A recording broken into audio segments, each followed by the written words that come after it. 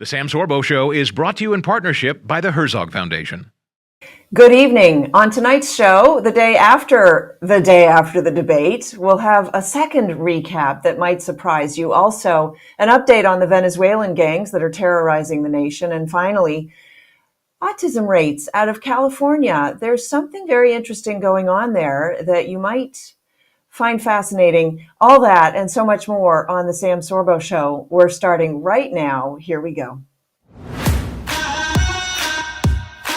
There are a lot of lies in our system today, and you probably are believing some of them. Is that Sam Sorbo? One of the most impressive women in the world. No more Common Core. This nation is the greatest gift to humanity. Conservatism is anti-slavery. It's freedom.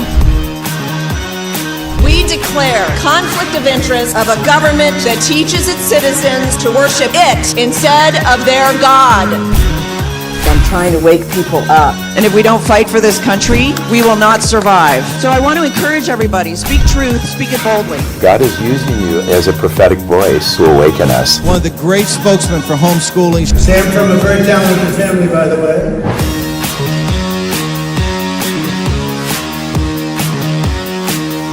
This is Sam Sorbo. Welcome back to the program. Thank you. Glad to welcome the Sam Sorbo. Sam Sorbo, great to have you here. You have purpose, courage has a face, and it looks just like you.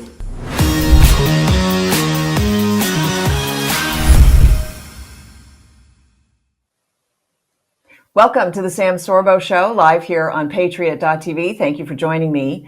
We're going to start today by examining some more of the fallout after the debate between Kamala Harris and President Trump. And as you heard, if you heard on the show yesterday, I was a little bit disappointed in the debate, as I'm sure many people were. And at the same time, I saw quite a silver lining that many people seem perhaps to have missed in the fact that Kamala Harris came off as very polished, like she had memorized a lot of answers, but she never really focused on details. And so while she was polished and kind of snippy with Trump, she came off as a bit brash and mean-spirited in a sense. And he came off almost as the victim, which is not a good look for him, granted. But in the long run, I think it will do him a service, in fact. So what did CNN have to say about it? This analysis of some of her answers actually shocked me. In this first one, CNN is blasting Harris for avoiding answering a question on the economy. Watch this. Vice President Harris began the debate by punting the first question on the economy. Do you believe Americans are better off than they were 4 years ago? So I was raised as a middle-class kid. And I am actually the only person on this stage who has a plan that is about lifting up the middle class and working people of America.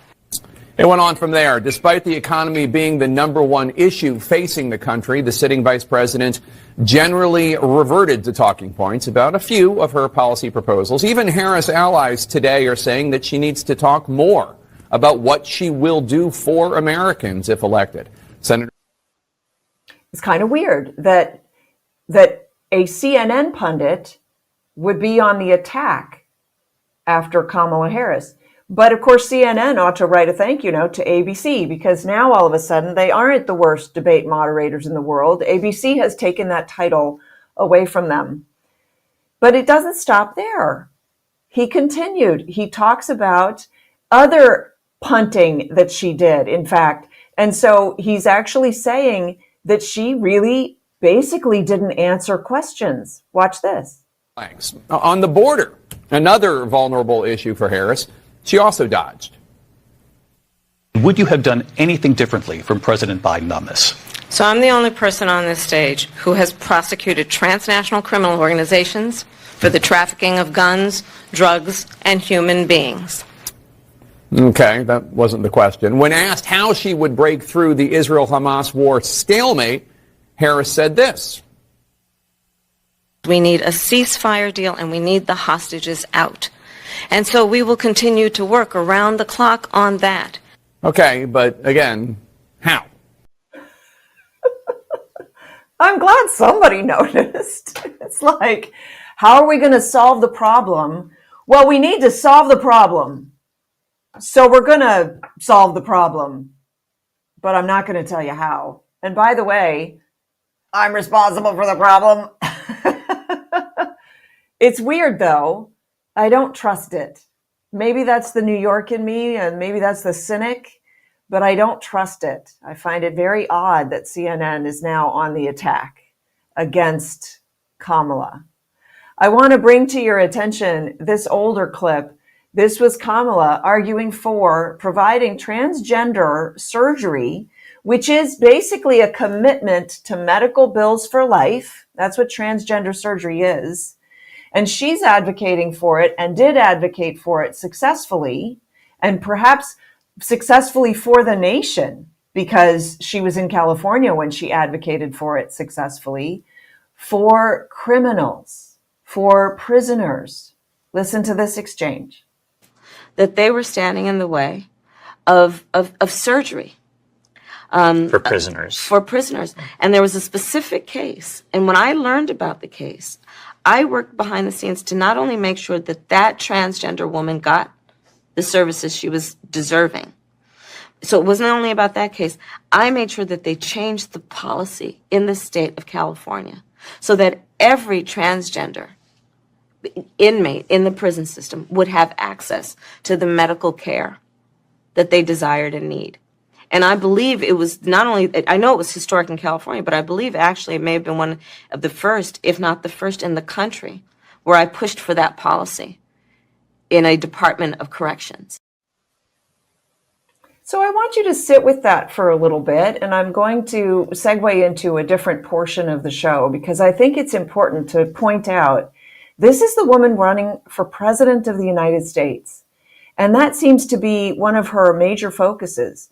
And it's not a major focus of the voting population in the United States. In fact, it's quite a minor focus. And if you're for spending taxpayer dollars to provide an experimental surgery and medication, medical intervention for life, which is what transgender surgery is, while we're watching everything else, the economy, the border, crime, everything else explode, I think you have your priorities a little bit screwed up. So let's talk about priorities.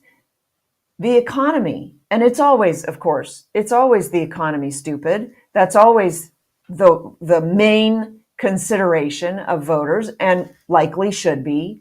Thomas Massey gave us a summary of what happened in Congress this week. So he says it's Groundhog Day. He objected, so the GOP paused on the government funding bill. They yanked the bill because they need to go back to the drawing board and reconsider it. But this is what he says. It's all posturing. It's fake fighting. We all know where it ends up. This is Groundhog Day. It's the same plot every fiscal year. And if you've been paying attention, you've been seeing it. Why do we always spend at least as much as we did last year? Why do we never cut spending? It's because Democrats want to grow the welfare state and Republicans want to grow the military-industrial complex.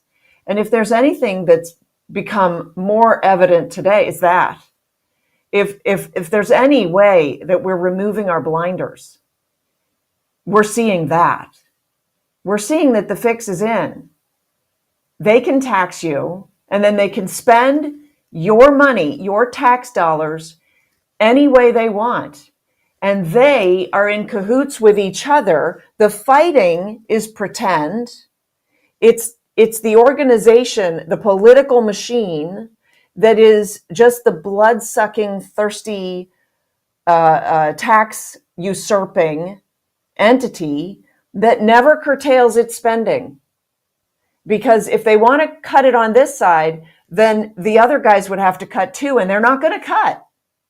So neither side's going to cut. So they're in cahoots with each other, and you're the brunt of it.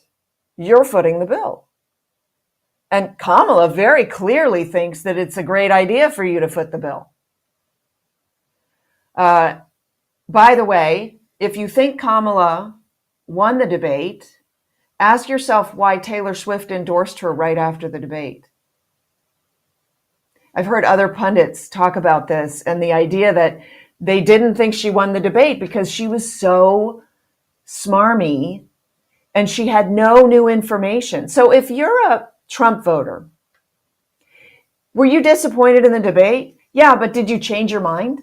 No, because he's still your guy. He's a fighter. He got pushed back on the ropes a little bit because it was 3 against 1. That's excusable.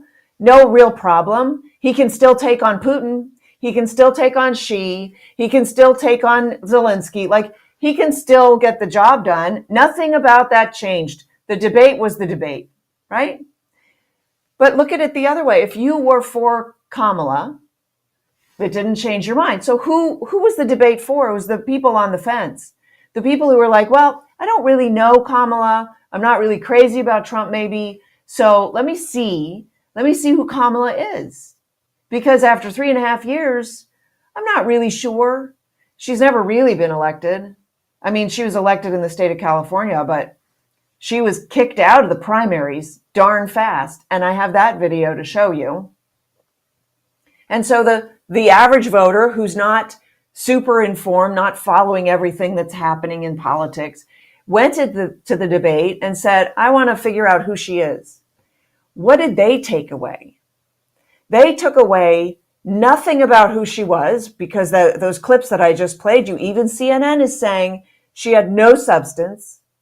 All she had was the smarm factor, that glib laughing at Trump, just looking over at him like, what a doofus, whatever. She had no substance. And so those people walk away and go, well, at least he cares about the country. I mean, I know she grew up in a middle class family. She said that twice. She got that talking point down, right? And she says she cares, but I didn't hear any policy statements, so I'm not really sure. And life was pretty good under Trump. That's really what they have to go on. So, of course, Taylor Swift came out and endorsed her right after the debate. Otherwise, it's a little bit suspicious, the timing. By the way, it's an interesting point I just heard, that the split in terms of the wealth of the voters for Democrats, if you believe the polls of the number of voters voting Democrat, they controlled 70% of the wealth of the nation. Trump voters control 30% of the wealth of the nation. If that doesn't tell you all you need to know about where the Republican Party stands and who it's, in theory, who Trump is fighting for. You know, I can't say the Republican Party because there are a lot of rhinos out there, but Trump, at least, if he's getting those votes, that's middle America. That really says something. Okay, I want to move on. Oh no, I have the video of Tulsi on the debate stage with Kamala. So this is, by the way, this is going back to the debates in the first go-around with Biden when he won the nomination. And Tulsi took Kamala down. And nobody credits her with this. And they should. They don't like her. So they won't credit her. The mainstream media won't credit her. But I will. And so I wanted to bring this to you. Watch this. Across this country today. Now, Senator Harris says she's proud of her record as a prosecutor and that she'll be a prosecutor president, but I'm deeply concerned about this record. There are too many examples to cite, but she put over 1,500 people in jail for marijuana violations and then laughed about it when she was asked if she ever smoked marijuana. She blocked evidence. She blocked evidence that would have freed an innocent man from death row until the courts forced her to do so. She kept people in prison beyond their sentences to use them as cheap labor for the state of California. And she fought to keep cash bail system in place that impacts poor people in the worst kind of way. Oh, she was uncomfortable with that. Poor Kamala. She was sitting in the hot seat. Of course, that was the debate when she called Joe Biden a racist, which put her on the map and got her the seat because he was going to fill the Veep spot with a female black person. Those were the two qualifications that he was looking for. Ladies and gentlemen, that's your Democrat Party. Okay, I need to take a break. When we come back, we're going to talk with a young woman who is running for Congress. So stay tuned. This is the Sam Sorbo Show. Lots more show to come. We'll be right back. Pretty Little Patriot is an exclusive, girls-only club that's all about fun, fashion, and friendship. It's founded by Lindsey Graham and Kendall Bailey, two friends of mine. And their fashion brand isn't just about looking good. It's about empowerment and embracing God's design for women. That's why it's XX, because of the chromosomes.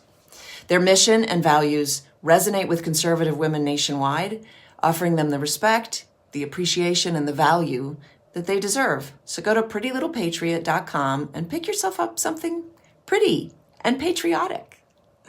Use code SAM_Sorbo for 10% off. That's SAM_Sorbo and get 10% off.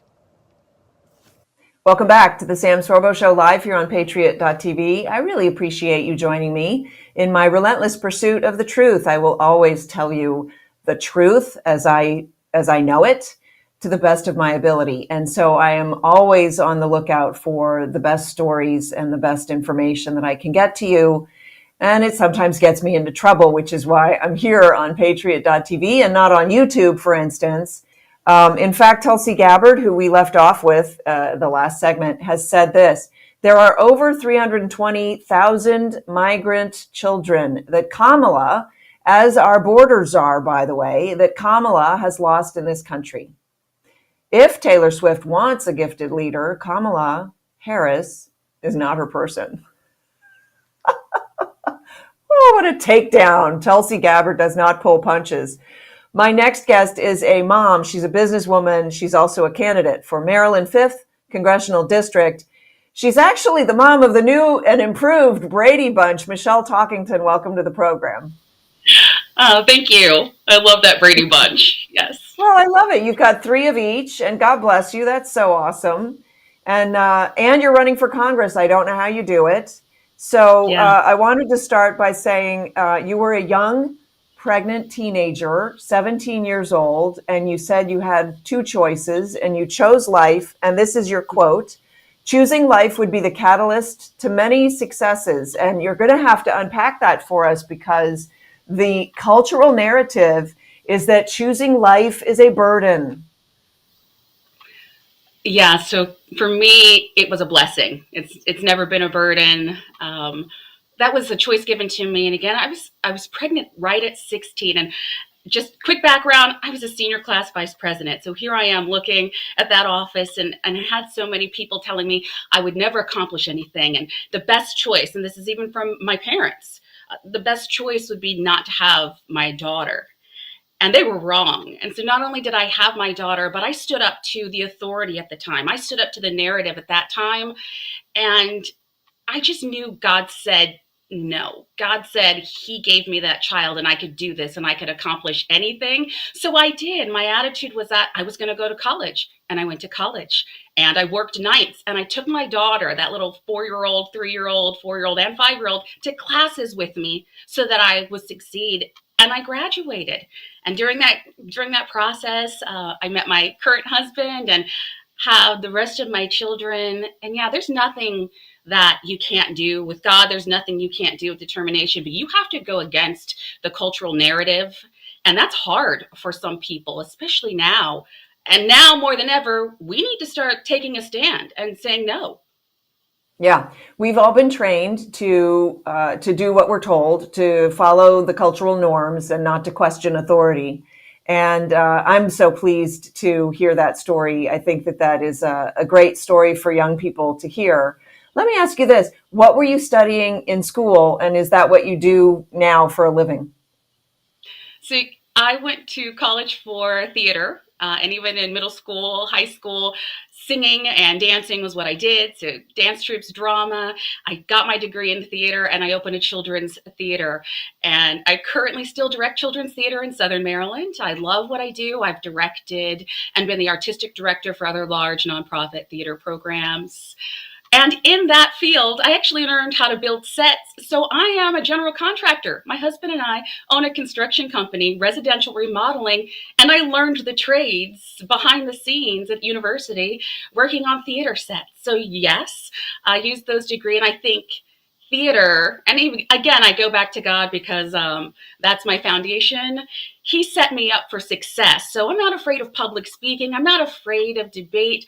I'm not afraid to stand on the world stage and take charge. So I was blessed. Yeah, that's an awesome story. You've said this: government shouldn't outspend the economy. It's time to review and consolidate programs and reduce overall spending. That's on your platform, on your website, which I encourage people to go check out. I just, I'm so impressed by somebody who simply says, "Okay, I need to do something. I'll run for office." My hat's off to you. But how do you propose taking on government spending? Because as if you watch the top of the show, Thomas Massey just said, hey, it's both sides, left and right, Democrat, Republican. They're sort of in cahoots with each other because neither of them want to cut their spending. And as much as they want to cut the other guy's spending, no, it's a handshake deal. You don't cut my spending, I don't cut your spending. We both get increases every year. You're right. And so here we are. And I go back to average American, middle class or lower class, hardworking people, right? Look at how much money we are throwing away unnecessarily. And we're not throwing it away coming out of our own hands and pockets. The government is throwing away on our behalf.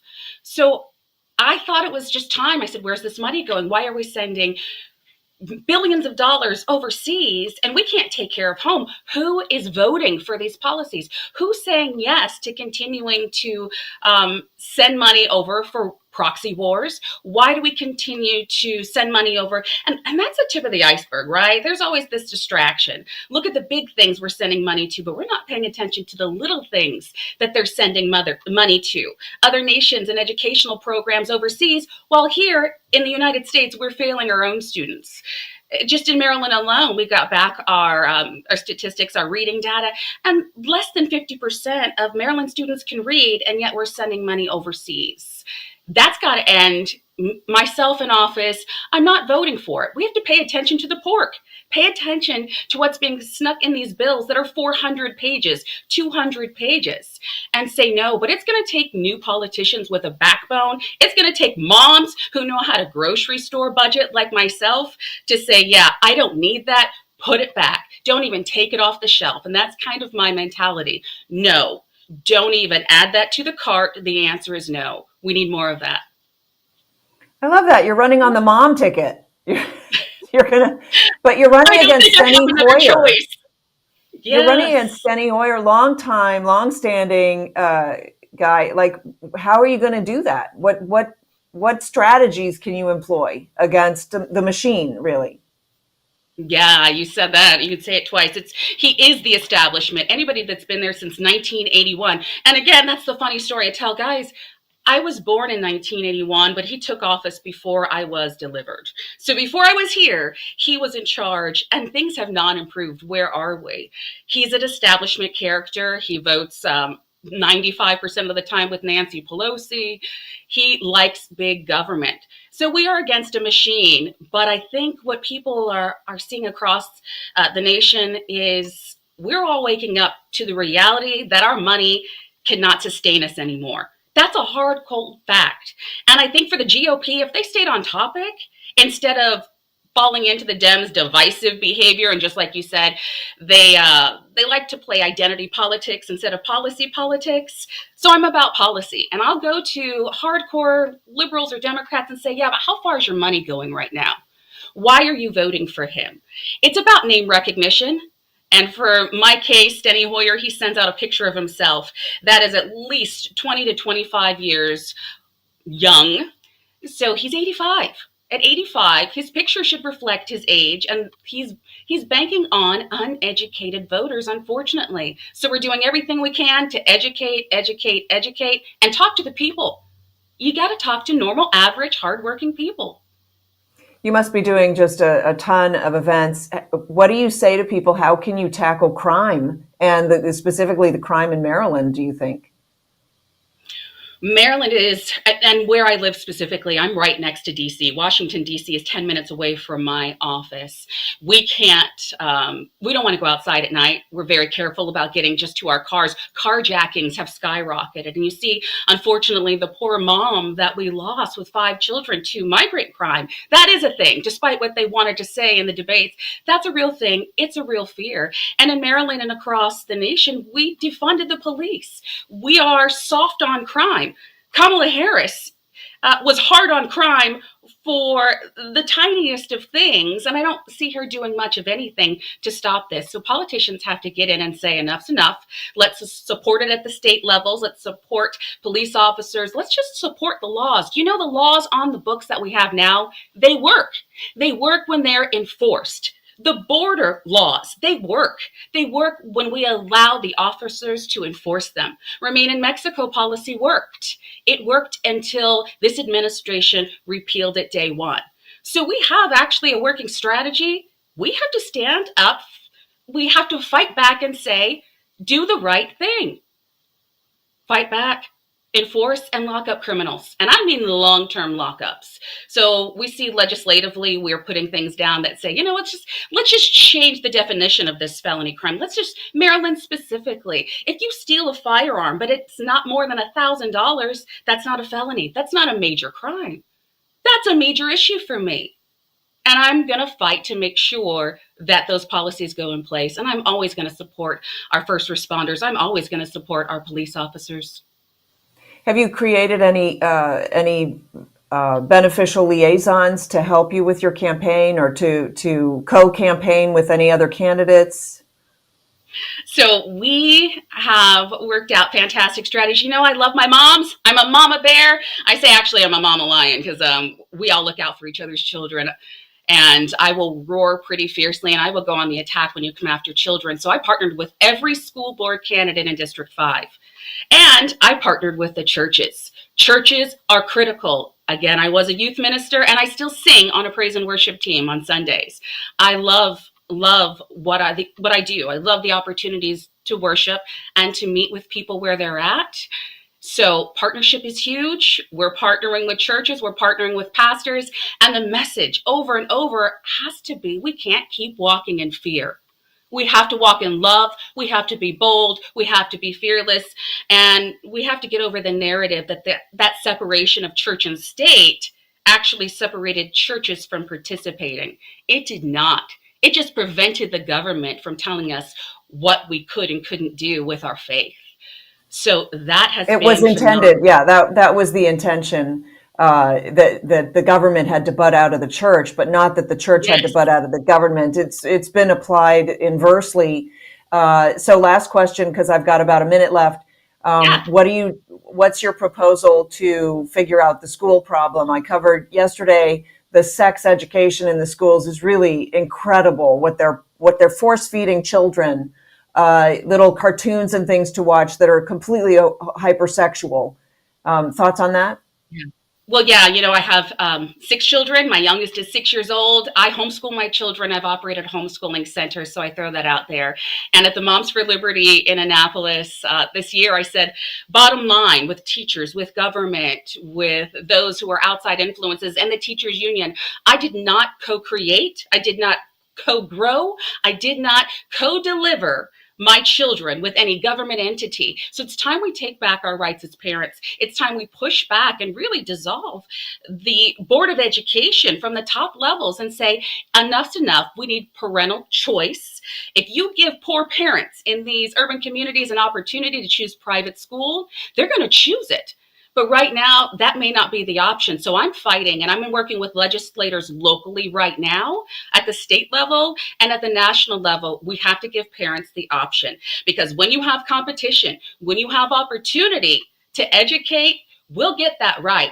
Parents need to take back their power, and they need to give that possibility to their children. And we need to get rid of the nonsense. This is focused on reading, writing, arithmetic, period. And we need to teach the children civics. That's why we're in the mess now. Yes, very, very well said. Michelle, you're a firecracker. I love your feistiness and your no nonsense, and I appreciate you. I want people to go to michelleforcongress.com. It's a 4, like the number 4, michelleforcongress.com. Sorry, Talkington. I'm saying it wrong. Talkingtonforcongress.com. Talkingtonforcongress.com. And you can find out more and support her campaign. This is the Sam Sorbo Show.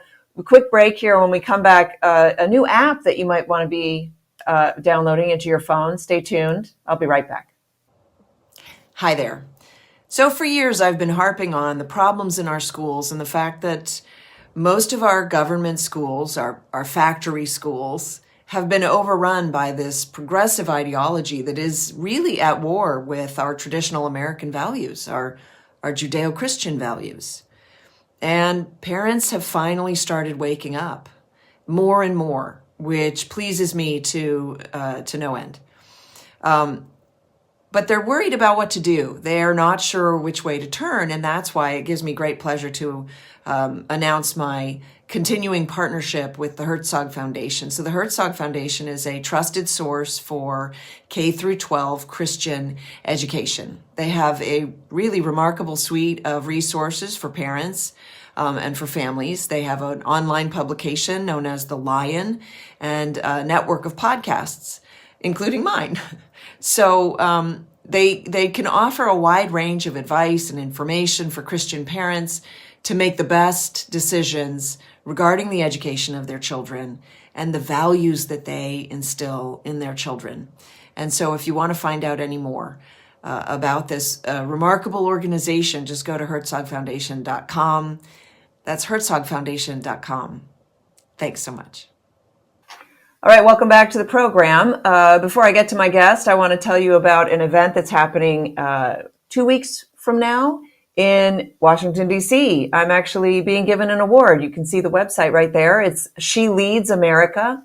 The website name is sheleadsamerica.com. If you're in the area, you're invited to the gala where I will be presented with an award that will then be entered into the congressional record. I have no idea what I did to deserve this, but I'm so thrilled. And my husband and my son will be with me also. It's a huge honor, and I'm thrilled to be counted amongst the many women who have received this award in the past. So that's just something that I felt like I should share with you. Also, if you're interested in joining us, I think the deadline for signing up or registering is tomorrow. So it's pretty fast, and I should have talked about it before, but that's how organized I am. All right, my next guest is a pastor. He's also the host of Real Christianity, and he's got an organization called Relearn. It's at relearn.org. It includes a phenomenal app, among many other things. Dale Partridge, welcome to the program. Hey, excited to be here. How you doing? Well, it's lovely to see you again. And I did not realize this. My assistant absolutely adores your app. When you first came on the program a little while ago, it was a while back to promote your book a while back. She went and learned everything she could about you and downloaded the app. She says she listens to it every day. And I've looked through the app, and I have to say it's absolutely gorgeous. I highly recommend it to all my viewers. And she absolutely adores it. I didn't even know that it existed until we booked you on the show. So this is how much I can keep up with things. Why did you start the app? Tell me about that. Yeah, obviously we know that, the enemy's playing for keeps, and there's a desire for your children, and there's this constant need for their attention.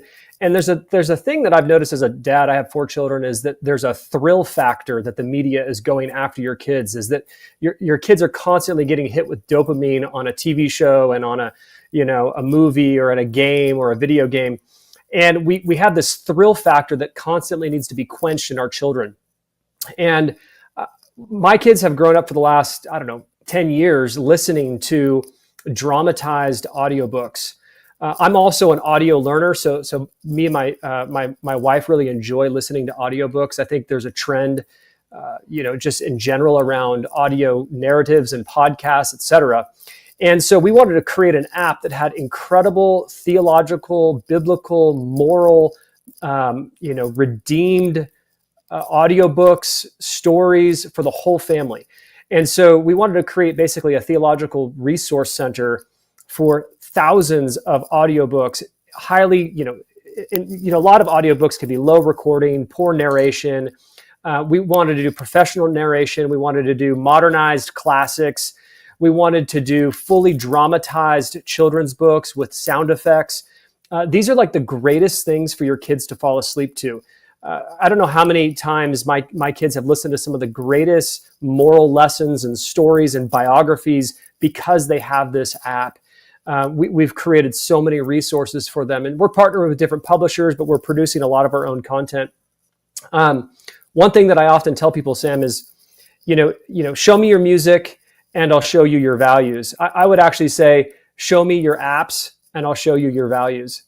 And so having the right app is really important for your family. And so we wanted to make it affordable. We wanted to have it completely organized and curated for, all different topics, from suffering to the atonement to motherhood to womanhood to parenting to marriage to eschatology, and having literally hundreds of books in all these different categories in ebooks and in audio format, high quality design, easy to navigate, downloadable when you're offline, so you don't have to have your Wi-Fi connected to your device for your kids when they're going to sleep, frying their brains with EMFs or whatever you're doing. But there's so much here, and we're growing pretty rapidly. And I think it's become, finally, we kind of hit that place where more and more parents are using it, talking about it with their other friends and moms groups and homeschool co-ops. And it's slowly started to take some traction at this point, and it's really exciting.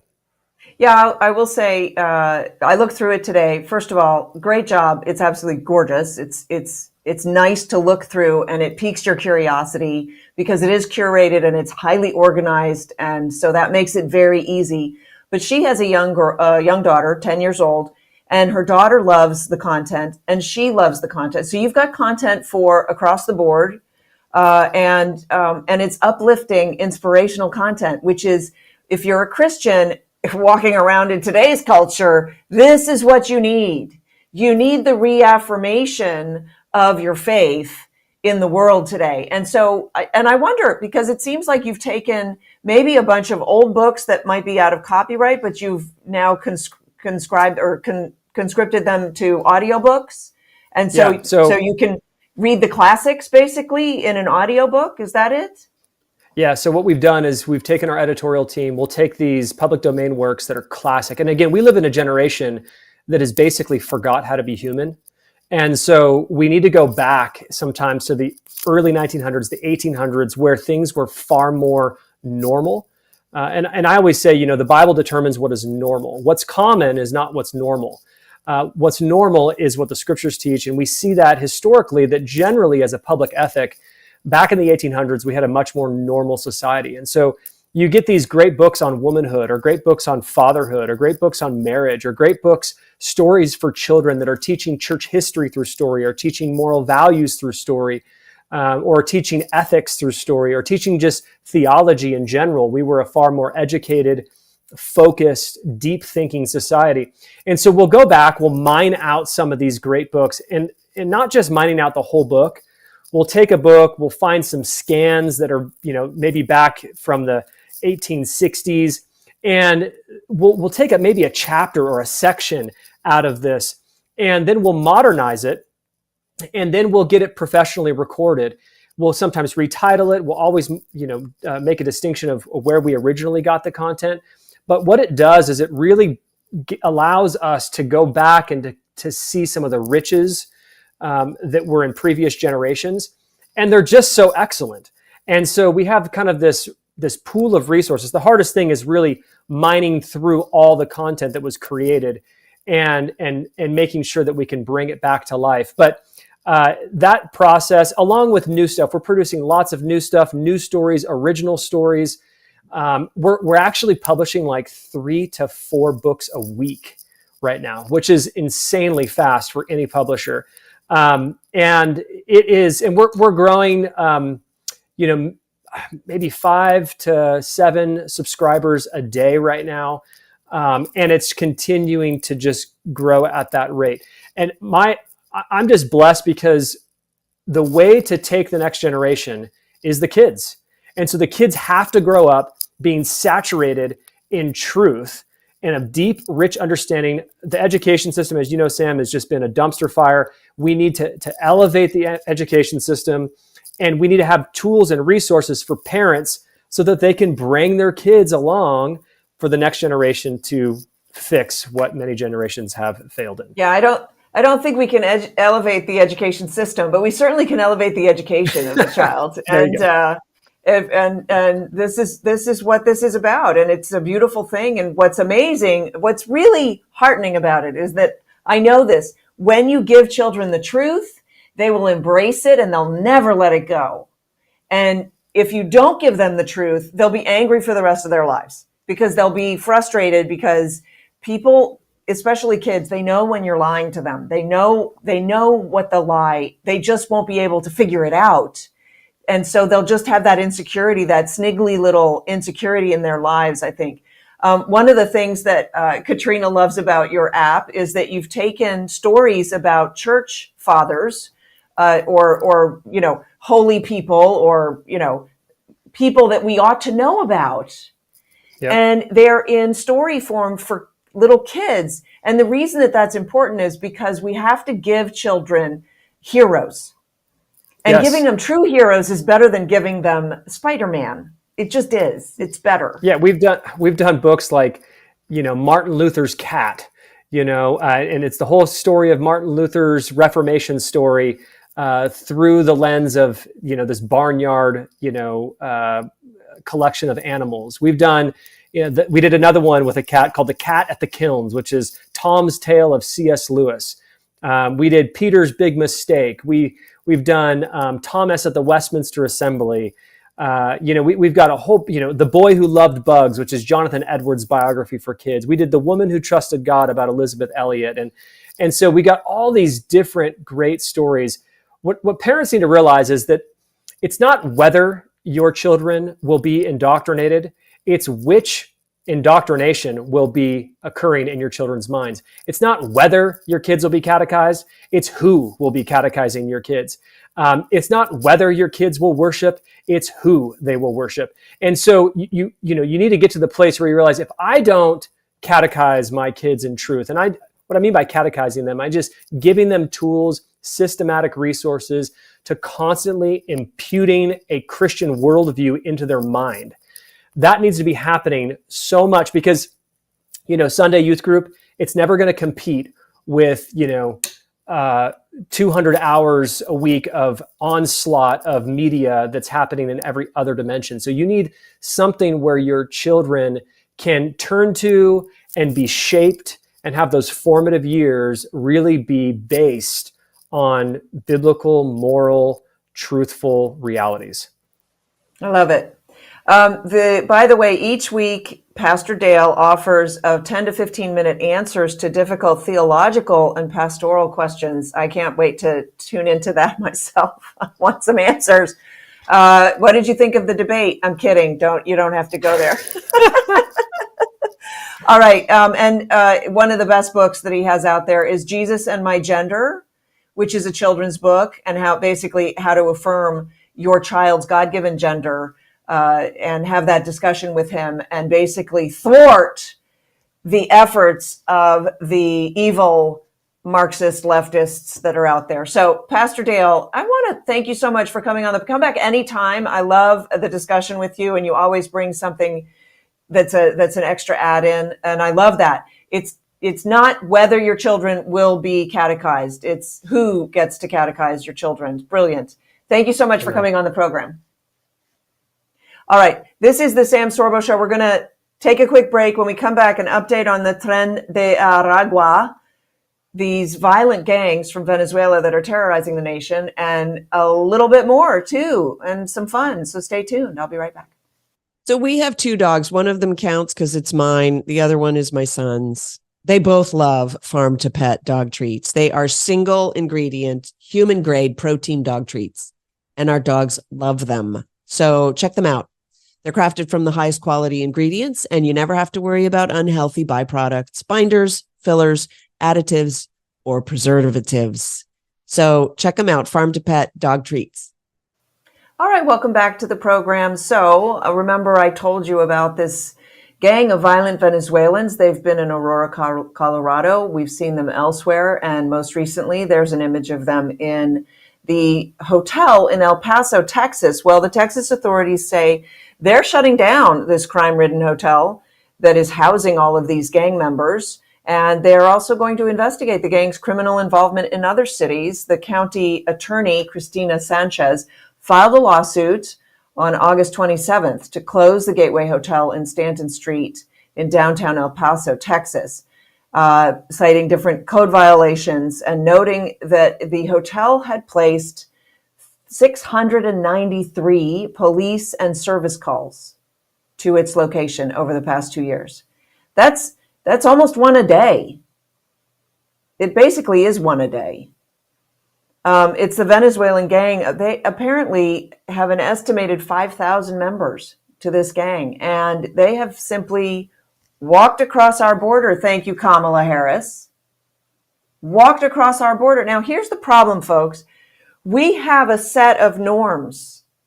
My last guest was talking about what's normal. We have a set of norms in the United States. And part of that set of norms was this understanding that we have common law. What is common law? Common law is the law that men carry in their hearts, that's biblical, this kind of do unto others as you would have done unto you, this golden rule, and that we treat each other according to the 10 Commandments. We don't cheat, we don't steal, we don't betray each other, we don't lie.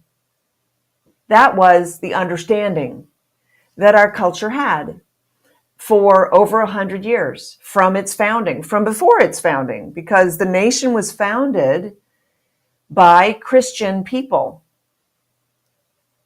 And the founders, all Christians, all of them, founded a nation based on Christian law and this mutual understanding. Well, 100 or so years in, it started to erode, and it became much more acceptable to circumvent the law, to work around, to justify the workarounds, so that now we have the two parties in the United States. At least the Republican Party still stands basically for right, not entirely, because they just changed their platform. And so they don't actually stand for life necessarily. But the other party is anti-life, so much so that they celebrate putting the abortion van outside the Democrat National Convention. That's anti-life. They're the party of lies. We heard Kamala Harris lie ad nauseum during the debate. And nobody's really calling her on those lies. Nobody fact-checked her during the debate, and they haven't fact-checked her afterwards, except, of course, the right-wing press. So here we are. And what's the solution? The solution is apps like the one that of the guest that I just had on. It's infusing yourself with high morals, holding yourself accountable, telling the truth, and holding people around you to the same truth. So because I can't leave well enough alone, I do follow different people on social media and Substack. And an individual I follow on Substack named Dr. Toby Rogers just came out with a snippet from an interview that he did on the Financial Rebellion show. The show's hosts are Catherine Austin Fitts and Carolyn Betts. He himself is positioned as anti-vaccination. And the snippet of the video that he did, it's about a minute long, it went viral basically because he said some things in it that he pointed out that are true. And the fact is that the autism rate in Marin County over the past 2 decades of children born to white and Asian families, that's typically affluent families in Marin County, the autism rates declined. Nowhere else do we see a decline in the rates of autism. But in this small population, we do. And so we could conceivably attribute that to lower vaccination rates, because there was some skepticism that developed, especially in this particular community. There was some skepticism around the vaccines that developed. And so they were vaccinating at lower rates. The CDC doesn't want to hear that. The CDC mounted a campaign to improve the vaccination rates in Marin County. The problem is, if they succeed, autism rates will likely rise. And then they will have to explain why, if we lower the vaccine rates, autism declines, but if we raise the vaccine rates, it rises. Or we could just say, well, it's obviously like these blueberries that they're getting at the farmers markets in Marin County. Who knows? And so he ends this clip with this phrase, they know exactly what's going on. He's speaking about the CDC, and they don't want to investigate it. Autism stems from regulatory capture. That is a substantial phrase.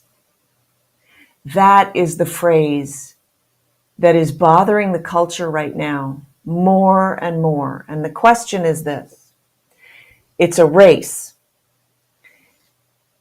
Kamala wants power in order to shut that down, because that's like a glowing ember that's starting a fire, that's spreading, but it's not catching fire. It's just this ember that's spreading like a small fire that's not quite catching on to burning. It's just smoldering and spreading. And she thinks if she gets into office, and she likely will, douse that fire. And the fire being the knowledge that we are slowly adopting, that not just autism, but a lot of other things a lot of other problems that we're having in our culture today, in our society, stem from regulatory capture, including the economy, including a lot of things across the board. And that's something that we're going to have to wrestle with. There are a lot of people who don't want to admit that, who can't admit it. They're so stuck. I actually went to the DMV today, and the woman helping me, very nice gal, wearing a mask, one of those fabric ones that are made out of all stretchy fabric, and so it's all one piece and it goes behind the ears. And it's so interesting because I struggled mightily, and I left, and as I'm walking out, I still wanted to go back and say, hey, the CDC's own study said that mask is doing you nothing but harm. But I didn't say anything because of the power struggle that we have. I don't know what a DMV worker could do I was there to renew my driver's license. I don't know what she could do to it.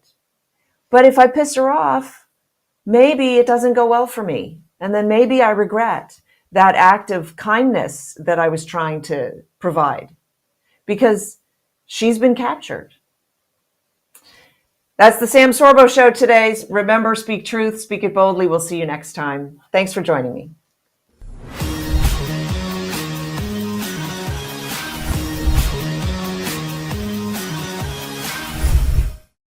The views and opinions expressed in the Sam Sorbo Show are those of the speakers and do not necessarily reflect the views and positions of the Herzog Foundation.